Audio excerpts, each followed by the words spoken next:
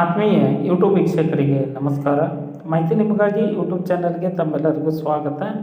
ಇದೊಂದು ನೇಮಕಾತಿ ಪ್ರಕಟಣೆ. ರೈಲ್ವೆ ನೇಮಕಾತಿ ಮಂಡಳಿ RRB ಇದೇ ಮೊದಲ ಬಾರಿಗೆ ಪ್ಯಾರಾಮೆಡಿಕಲ್ ಹುದ್ದೆಗಳ ನೇಮಕಾತಿಗೆ ಅರ್ಜಿ ಆಹ್ವಾನಿಸಲಾಗಿತ್ತು. 1376 ಹುದ್ದೆಗಳ ನೇಮಕಾತಿಗೆ ಅರ್ಜಿ ಆಹ್ವಾನಿಸಲಾಗಿತ್ತು. ಅರ್ಹ ಆಸಕ್ತ ಅಭ್ಯರ್ಥಿಗಳು ಅರ್ಜಿ ಸಲ್ಲಿಸಬಹುದಾಗಿದೆ. ರೈಲ್ವೆ ಪ್ಯಾರಾಮೆಡಿಕಲ್ ಪರೀಕ್ಷೆ ಕನ್ನಡದಲ್ಲಿಯೂ ಬರೆಯಬಹುದು. ಕರ್ನಾಟಕದ ಅಭ್ಯರ್ಥಿಗಳು ಹಿಂದಿಯನ್ನು ಆಯ್ಕೆ ಮಾಡಿಕೊಳ್ಳದೆ ಇಂಗ್ಲೀಷನ್ನು ಆಯ್ಕೆ ಮಾಡಿಕೊಳ್ಳದೆ ಕನ್ನಡ ಮಾಧ್ಯಮವನ್ನೇ ಆಯ್ಕೆ ಮಾಡಿಕೊಂಡು ಅರ್ಜಿ ಸಲ್ಲಿಸಿ ಪರೀಕ್ಷೆಯನ್ನು ಬರೆಯಬಹುದಾಗಿದೆ. ಹಾಗಾಗಿ ಈ ಒಂದು ನೇಮಕಾತಿ ಮಾಹಿತಿ ಜನುನಾಗಿದ್ದು ಸರ್ಕಾರದ ನೇಮಕಾತಿ ಆಗಿದ್ದು ಹುದ್ದೆಗಳ ವರ್ಗೀಕರಣ, ಅರ್ಜಿ ಸಲ್ಲಿಸುವ ವಿಧಾನ, ವೇತನ ಶ್ರೇಣಿ, ಅರ್ಜಿ ಶುಲ್ಕ, ವೆಬ್ಸೈಟ್ ವಿಳಾಸ, ಕೊನೆ ದಿನಾಂಕದ ಮಾಹಿತಿಯನ್ನು ತಮಗೆ ನಾನು ಕೊಡ್ತಾ ಇದ್ದೀನಿ. ಮಾಹಿತಿಯನ್ನು ಸ್ಕಿಪ್ ಮಾಡದೆ ಕೊನೆವರೆಗೂ ವೀಕ್ಷಣೆ ಮಾಡಿ. ಮಾಹಿತಿ ನಿಮಗಾಗಿ ಯೂಟ್ಯೂಬ್ ಚಾನಲನ್ನು ಫಸ್ಟ್ ಟೈಮ್ ವೀಕ್ಷಣೆ ಮಾಡ್ತಾ ಇದ್ದರೆ ಸಬ್ಸ್ಕ್ರೈಬ್ ಬಟನ್ ಮೇಲೆ ಕ್ಲಿಕ್ ಮಾಡಿ ಬೆಲ್ ಐಕನನ್ನು ಒತ್ತಿ ಆಲ್ ಅಂತಕ್ಕಂಥ ಆಪ್ಷನ್ಸ್ ಆಯ್ಕೆ ಮಾಡಿಕೊಳ್ಳಿ. ನಾನು ಕೊಡ್ತಕ್ಕಂಥ ನೇಮಕಾತಿ ಪ್ರಕಟಣೆಗಳು ಇತರ ಎಲ್ಲ ಮಾಹಿತಿಗಳು ತಮಗೆ ನೋಟಿಫಿಕೇಶನ್ ಮೂಲಕ ಲಭ್ಯವಾಗುತ್ತವೆ. ಮಾಹಿತಿಗೆ ಲೈಕ್ ಕೊಡೋದನ್ನು ಮರೆಯದಿರಿ. ಈಗಲೇ ಲೈಕ್ ಬಟನ್ ಮೇಲೆ ಕ್ಲಿಕ್ ಮಾಡಿ. ಮಾಹಿತಿಯನ್ನು ಸಂಪೂರ್ಣವಾಗಿ ನೋಡಿ ತಮ್ಮ ಅನಿಸಿಕೆ ಅಭಿಪ್ರಾಯಗಳನ್ನು ಕಮೆಂಟ್ ಮೂಲಕ ಫೀಡ್ಬ್ಯಾಕ್ ಕೊಡಬಹುದಾಗಿದೆ.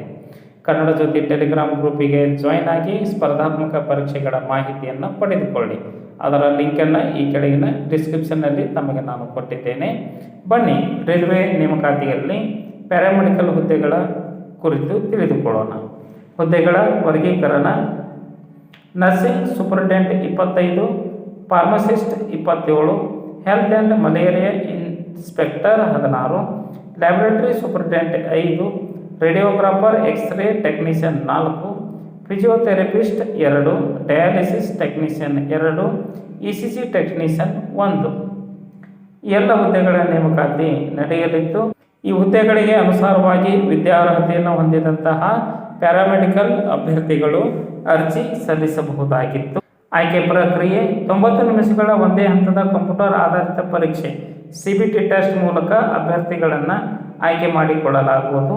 ಈ ಒಂದು ಪರೀಕ್ಷೆಗೆ ಸಂಬಂಧಪಟ್ಟಂತಹ ಪಠ್ಯಕ್ರಮವನ್ನು ವೆಬ್ಸೈಟ್ ವಿಳಾಸದಲ್ಲಿ ತಮಗೆ ಕೊಡಲಾಗಿದ್ದು ಆ ಒಂದು ವೆಬ್ಸೈಟ್ ವಿಳಾಸವನ್ನು ಬಳಕೆ ಮಾಡಿಕೊಂಡು ಅಭ್ಯರ್ಥಿಗಳು ಪರೀಕ್ಷೆಗೆ ತಯಾರಿ ಆಗಬಹುದಾಗಿತ್ತು.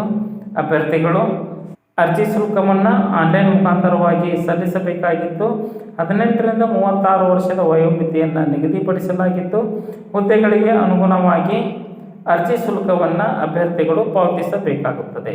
ಅರ್ಜಿ ಶುಲ್ಕ SC ST, ಮಾಜಿ ಸೈನಿಕ, ಅಂಗವಿಕಲ, ಮಹಿಳಾ ಅಭ್ಯರ್ಥಿಗಳಿಗೆ 750 ರೂಪಾಯಿ, ಇನ್ನುಳಿದ ಅಭ್ಯರ್ಥಿಗಳಿಗೆ 500 ರೂಪಾಯಿ ಅರ್ಜಿ ಶುಲ್ಕವನ್ನು ಪಾವತಿಸಬೇಕಾಗುತ್ತದೆ.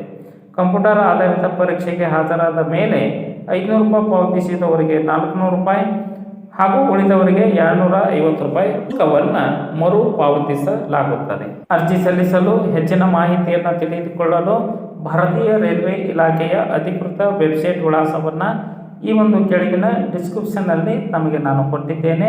ಅದನ್ನು ಬಳಕೆ ಮಾಡಿಕೊಂಡು ಅಭ್ಯರ್ಥಿಗಳು ನಿಗದಿತ ದಿನಾಂಕದೊಳಗೆ ಅರ್ಜಿ ಸಲ್ಲಿಸಬೇಕು. ಅರ್ಜಿ ಸಲ್ಲಿಸಲು ಕೊನೆಯ ದಿನಾಂಕ 16/9/2024. ಈ ಒಂದು ದಿನಾಂಕದೊಳಗೆ ತಾವು ಅರ್ಜಿಯನ್ನು ಸಲ್ಲಿಸಬೇಕಾಗುತ್ತದೆ. ಮಾಹಿತಿ ಇಷ್ಟ ಆಗಿತ್ತು ಅಂದರೆ ಲೈಕ್ ಬಟನ್ ಮೇಲೆ ಕ್ಲಿಕ್ ಮಾಡಿ ಮಾಹಿತಿಯನ್ನು ತಮ್ಮ ಸ್ನೇಹಿತರಿಗೆ ಶೇರ್ ಮಾಡಿ. ಯಾರಿಗಾದರೂ ಈ ಮಾಹಿತಿ ಉಪಯೋಗ ಆಗಬಹುದು. ಮಾಹಿತಿ ಕುರಿತು ಏನಾದರೂ ಅನಿಸಿಕೆ ಅಭಿಪ್ರಾಯಗಳು ಇತ್ತು ಅಂದರೆ ಕಮೆಂಟ್ ಮೂಲಕವಾಗಿ ತಿಳಿಸಬಹುದಾಗಿದೆ. ಕನ್ನಡ ಜ್ಯೋತಿ ಟೆಲಿಗ್ರಾಮ್ ಗ್ರೂಪಿಗೆ ಜಾಯ್ನ್ ಆಗಿ ಸ್ಪರ್ಧಾತ್ಮಕ ಪರೀಕ್ಷೆಗಳ ಮಾಹಿತಿಯನ್ನು ಪಡೆದುಕೊಳ್ಳಿ. ಮಾಹಿತಿ ನಿಮಗಾಗಿ ಯೂಟ್ಯೂಬ್ ಚಾನಲ್ ಜೊತೆ ಸದಾ ಸಂಪರ್ಕದಲ್ಲಿರ್ರಿ.